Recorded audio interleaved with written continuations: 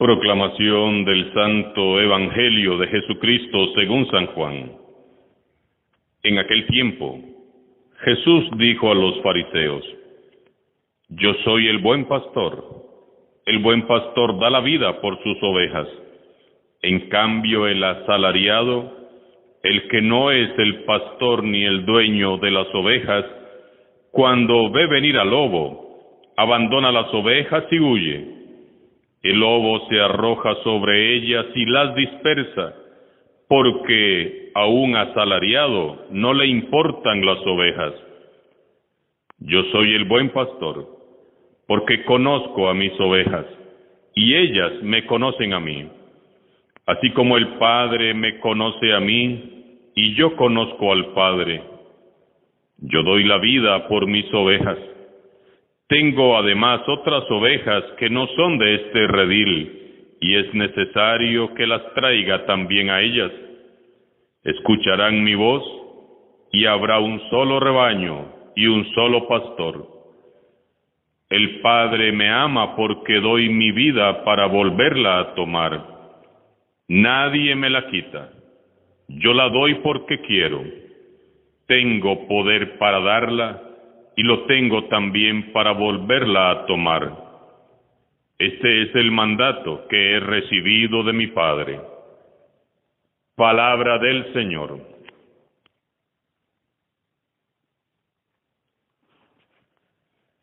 Iniciamos ya la cuarta semana de Pascua y seguimos leyendo el hermoso libro de los Hechos de los Apóstoles. En la primera lectura de hoy leemos cómo Jesús, por medio de su Espíritu Santo y apoyándose en la labor de sus discípulos, comienza a construir puentes para unir a todos los pueblos. Recordemos que primero envía a Felipe a encontrarse con el etíope. Luego, él mismo va y le sale al paso a Saulo de Tarso y lo envía a los pueblos paganos. Y hoy leemos cómo envía a Pedro a casa de Cornelio, un alto funcionario romano. Es que Jesús es el buen pastor que anhela ver reunido a todo su rebaño. Los primeros seguidores de Jesús eran judíos, pero como Cornelio no era judío, sino que es un oficial del ejército de Roma, a pesar de ser pagano, es un buen hombre que ama a Dios, ora y practica la caridad. Una tarde, mientras estaba orando, un ángel se le aparece y le dice: Manda a buscar a Jafa a un Simón llamado Pedro. Lo que él te diga te traerá salvación a ti y a toda tu familia. Cornelio obedece y manda a buscar a Pedro. Pedro, por su parte, estaba en oración y tuvo también una visión.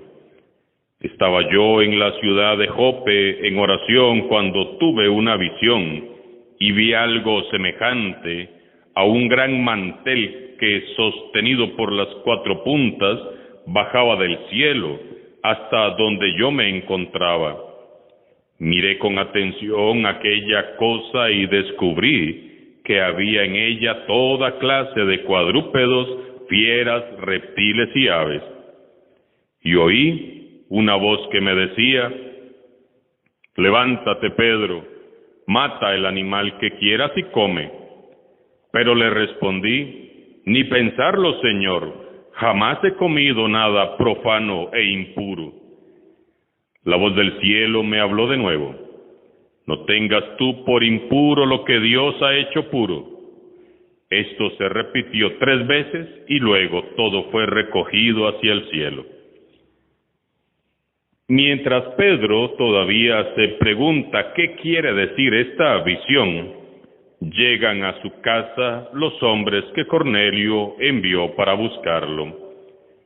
Pedro comprende entonces el mensaje de la visión. Nadie debe ser rechazado ni marginado ni llamado impuro o profano. Ante Dios todos somos iguales, todos somos hermanos, todos hemos sido llamados porque todos somos hijos e hijas de un mismo Padre. Seguramente Pedro recordó aquella enseñanza de Jesús: no es lo que entra al cuerpo lo que lo hace impuro, sino lo que sale del corazón. Entonces Pedro se fue con ellos, llegaron a Cesarea, donde Cornelio los estaba esperando, junto con un grupo de sus parientes y amigos íntimos, a quienes había invitado. Pedro entró en aquella casa de paganos y proclamó allí el querigma, el primer anuncio, a todos. Su predicación se centró en Cristo Jesús y su obra de redención. Aún estaba hablando Pedro cuando el Espíritu Santo descendió sobre todos los que estaban escuchando. Todos estaban sorprendidos, incluso Pedro, de ver cómo el Espíritu Santo había descendido sobre aquellos paganos de igual modo que lo había hecho sobre los judíos. La efusión del Espíritu Santo sobre los que estaban en la casa de Cornelio convence a Pedro de que los paganos no son impuros y que ellos también pueden ser parte de la iglesia. Al regresar Pedro a Jerusalén, tiene que justificar su comportamiento ante los otros apóstoles porque estaban escandalizados y no consideraban aceptable que un hombre de la talla de Pedro se fuera a mezclar con gentiles impuros. Si entrar en casa de gentiles estaba prohibido para un judío, peor aún era haber comido con ellos. Pedro entonces, lleno del Espíritu Santo, comienza a darles testimonio de cuanto había sucedido. Qué bonito testimonio. La iniciativa de llevar a Pedro a casa de un pagano la tomó el Espíritu Santo. Nuevamente vemos el testimonio de obediencia al Espíritu. Esta vez es Pedro quien se deja llevar. El Espíritu Santo en persona se encargó de llevar a Pedro, en primer lugar, para arrancarle a él toda clase de prejuicios raciales y religiosos, y en segundo lugar, para establecer entre el pueblo judío y el pueblo romano un puente de salvación. En la iglesia no pueden ni debe haber discípulos misioneros prejuiciosos que marginan o discriminan a otros. Dios nunca mira la apariencia externa de una persona, ni su nacionalidad, ni el color de la piel, ni la religión, mucho menos recursos económicos, nivel social o logros académicos. Dios solo mira el corazón humano. Qué importante es recordar. Lo que nos une es que todos somos hijos de Dios, somos hermanos, seres humanos creados para vivir en armonía, en paz, en amor y en bondad. Como dignos hijos e hijas de Dios y como discípulos fieles de Jesús, todos estamos llamados a tender puentes, no a levantar muros de separación. En este pasaje nuevamente vemos que quien está tomando decisiones acerca de la misión universal de la Iglesia es el Espíritu Santo. El gran protagonista es el Espíritu Santo. No es Pedro ni Cornelio, es el Espíritu Santo quien determina la dirección y el desarrollo de la Iglesia. Esta es una de las funciones principales del Espíritu Santo en nuestras vidas y en la vida de nuestra Iglesia, guiarnos, dirigirnos, conducirnos. Pidamos a Dios que nos ayude a ser más obedientes a su voz. Si nos dejáramos guiar y conducir por Él, qué distinto sería todo. Por su parte, San Juan nos presenta a Jesús en su Evangelio con imágenes muy originales y muy bellas. Para San Juan, Jesús es el pan de la vida. Jesús es la luz del mundo, es la vid, es la puerta, y hoy nos dice que es el buen pastor. En las catacumbas de Roma, donde se refugiaban los cristianos perseguidos, se han hallado imágenes de Jesús talladas a mano en los muros, donde se le representa cargando sobre sus hombros a la oveja perdida. Jesús lo ha dicho solemnemente: yo soy el buen pastor. Bajo esta hermosa imagen, Jesús nos revela a todos su preocupación, su desvelo por cada uno de nosotros. La imagen del buen pastor revela la identidad del corazón de Jesús, su misericordia, su dedicación, su amor y su entrega. Es la imagen que más fielmente revela el amor que ardía en su corazón. Él es el pastor que da su vida por sus ovejas. Es el pastor que recibe azotes y es coronado de espinas por proteger y defender a sus ovejas de las fieras.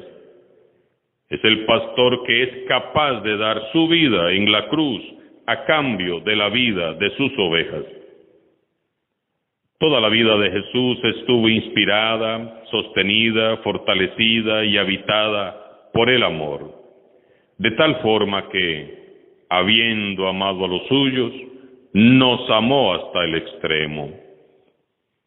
Hermosamente dice un escritor que cuando Jesús agonizaba en la cruz, se le acercó Satanás y le susurró al oído: Jesús, mira a la gente, míralos. ¿No merece la pena que sufras tanto por esas ovejas desgraciadas que pronto te olvidarán? Mándalas a todas al infierno.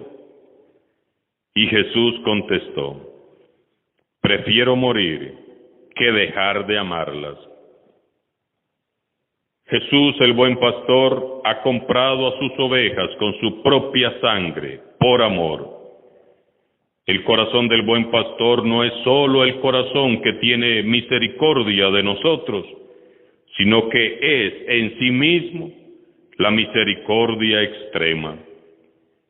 En Jesús, buen pastor, resplandece el amor del Padre. Entre sus brazos todos nos sentimos seguros de ser acogidos y comprendidos, así como somos, con todas nuestras limitaciones y pecados. Saboreamos la certeza de haber sido elegidos, amados y llamados por nuestro propio nombre. Jesús es el pastor bueno que cuida, se preocupa y protege a cada uno de nosotros. No nos abandona nunca, no nos olvida, vive pendiente de nosotros y está siempre atento. Él es el pastor que ama a todas sus ovejas y cuida de modo especial a las ovejas que son más débiles o están enfermas. Siempre fue así. Si repasamos los evangelios, lo encontraremos siempre preocupado por los enfermos, los pecadores, los marginados, los pequeños, los más indefensos y olvidados, los más perdidos. Nunca lo encontramos preocupado de sí mismo. Siempre lo vemos pensando en los demás, siempre pensando en nosotros, en nuestro propio bien. El amor de Jesús no tiene límites. Ama a los demás más que a sí mismo. Qué importante que es escuchar la voz de este pastor. Una iglesia que no se esfuerza por escuchar la voz del buen pastor, corre también el riesgo de olvidar a su pastor. Una iglesia que no se esfuerza por escuchar la voz del buen pastor, corre el riesgo de terminar marginando a los más pequeños y olvidados. ¿Y qué es esta iglesia sin Jesús el buen pastor? Un pobre rebaño a expensas del enemigo. Necesitamos tener una experiencia más viva y entrañable con Jesús el buen pastor, y la Pascua es el tiempo ideal para acercarnos a Él. Escucha hoy su voz.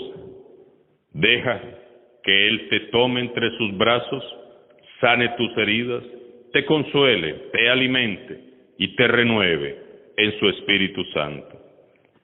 Les invito a orar mucho para que el Señor Jesús en esta Pascua nos devuelva a todos la alegría del Evangelio, la pasión por el reino de Dios y ese amor que caracteriza a los hijos e hijas de Dios.